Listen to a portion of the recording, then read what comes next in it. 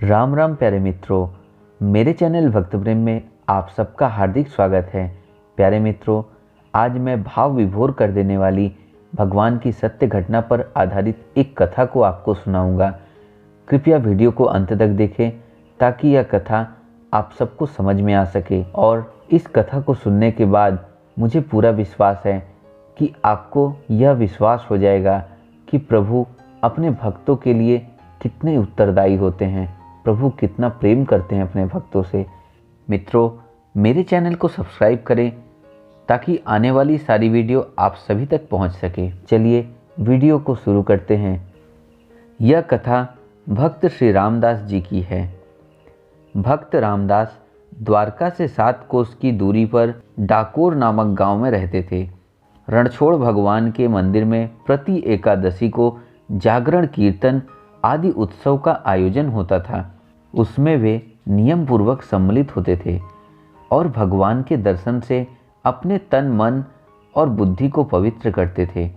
भगवान रणछोड़ ने एक बार उनके सामने प्रत्यक्ष प्रकट होकर कहा, तुम वृद्ध हो चले हो, तुम्हें 7 कोस आने जाने में जो कष्ट होता है वह मेरे लिए नितांत असह्य है। भक्त रामदास तो भगवान की रूप माधुरी से छकने में इतने तल्लीन हो गए कि उन्हें बाह्य ज्ञान कुछ रहा ही नहीं। आने जाने के प्रश्न ने उनके मस्तिष्क को कुछ चिंतित ही नहीं किया। भगवान ने कृपा पूर्वक उन्हें दर्शन दिया।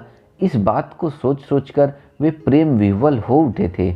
भगवान के अंतर्ध्यान होते ही उनके वियोग में प्राण छटपटा गए, अंग अंग सिहरने लगा। अब तो उनका निश्चय और भी दृढ़ हो गया। वे समस्त सुखों को तिलांजलि देकर दूने उत्साह से जागरण महोत्सव में आने लगे। वे किसी भी मूल्य पर जागरण का आनंद छोड़ने के लिए अपने आप को समर्थ न पा सके। भगवान से भक्त रामदास का एकादशी जागरण में आना और न सहा गया। भक्त को सुख और आनंद देने के लिए उन्होंने रामदास से डाकोर चलने का निश्चय प्रकट किया। भगवान तो सच्ची निष्ठा और प्रेम के भूखे होते हैं। उन्होंने रामदास को गाड़ी लाने की सम्मति दी और कहा, मेरे विग्रह को अखबार में भर उसमें लिटा देना और यथाशीघ्र ही डाकोर पहुंचने का प्रयत्न करना। दूसरी एकादशी के जागरण अवसर पर रामदास द्वारका में गाड़ी ले गए। उनकी वृद्धावस्था से किसी ने उन पर संदेह नहीं किया। द्वादशी की रात आधी बीत चुकी थी। द्वारकावासी और मंदिर के पुजारी तथा अन्य सेवक आदि नींद की गहरी और मीठी लहरों में बह रहे थे। सारा का सारा वातावरण नीरव और शांत था। रामदास अपने सौभाग्य पर फूले नहीं समाते थे। भगवान के आतिथ्य का आनंद सोच सोचकर वे प्रतिक्षण कुछ और से और होते जा रहे थे। मंदिर का पट अचानक खुल गया। वे मंदिर में पहुंच गए। थोड़े ही परिश्रम से भगवान उनकी गोद में आ गए। भगवान ने प्रसन्नता पूर्वक अपने चिन्मय मादक स्पर्श से भक्त की जन्म जन्म की तपस्या सफल कर दी। गाड़ी द्वारका से बहुत दूर निकल गई। रामदास झूम झूम कर कीर्तन करते थे और भगवान भक्त के संरक्षण में 7 कोस की यात्रा पूरी कर रहे थे।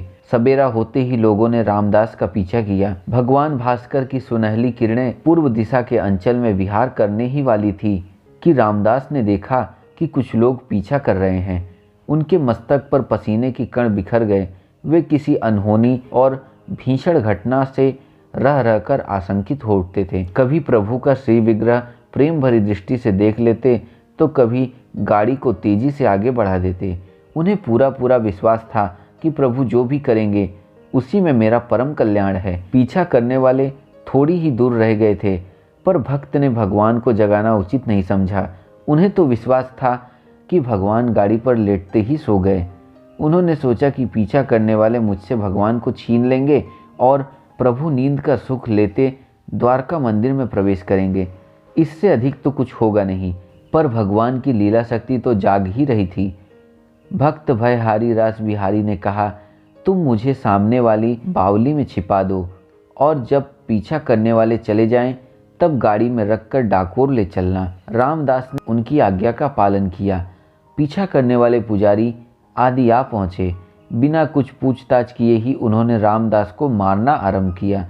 भगवान की लीला शक्ति भक्त रामदास की दृढ़ निष्ठा और धैर्य परीक्षा की महिमा प्रकट करने के लिए दुष्टों को अपनी मनमानी करने दी, पर उन्हें दंड के ही माध्यम से भक्त के शरीर का स्पर्श मिल चुका था, अतः उनका विवेक जाग उठा। गाड़ी में भगवान का श्री विग्रह न पाकर उनके पश्चाताप का पारावार उमड़ पड़ा। उन्होंने महापाप से भी भीषण भक्त अपराध कर डाला था। उन्होंने देखा कि बावली का पानी किसी के खून से लाल हो गया है। सत्संग का प्रभाव तो मन पर था ही, भगवान की लीला शक्ति ने अपना काम किया। वे प्रभु का विग्रह बावली से बाहर निकालकर अपने किए पर पछताने लगे। भगवान ने दर्शन दिया। भक्त रामदास प्रभु के घायल शरीर को देखकर कांप उठे। मेरे कारण उन्हें इतना कष्ट सहना पड़ा। उनका हृदय हाहाकार कर उठा। भगवान ने कहा, मेरा भक्त मुझे मेरी आज्ञा से ले जा रहा है। तुम लोगों ने जो मेरे भक्त को मारा है, उस चोट को मैंने अपने शरीर पर ले लिया है। इसी से मेरे शरीर से खून बह रहा है। अब मैं तुम्हारे संपर्क में नहीं रहना चाहता।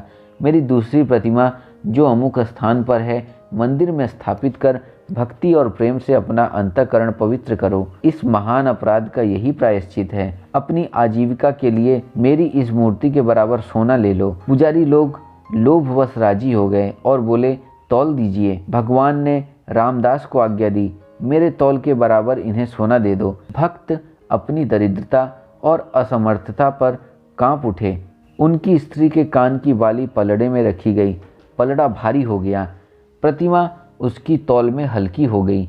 पुजारी तथा अभक्त दुष्ट अपना सा मुँह लेकर वहाँ से चले गए। भगवान ने भक्त की इज्जत रख ली। भगवान रणछोड़ उसी दिन से आयुध छत की उपाधि से विभूषित हुए। अभी तक उनके घाव पर पट्टी बांधी जाती है। भक्तवर रामदास की भक्ति महिमा का बखान भगवान रणछोड़ की लीला शक्ति ही कर सकती है। धन्य है भक्त रामदास। प्यारे मित्रों, यह घटना एक सत्य घटना है। आपको प्रभु की यह भाव विभोर कर देने वाली कथा कैसी लगी, कमेंट करके ज़रूर बताएं। इसी तरह की सत्य घटना पर आधारित वीडियो मैं बहुत जल्दी ही लाऊंगा, इसलिए आप लोग मेरे चैनल को ज़्यादा से ज़्यादा सब्सक्राइब करें। फिर मिलते हैं अगली वीडियो में। राधे राधे मित्रों।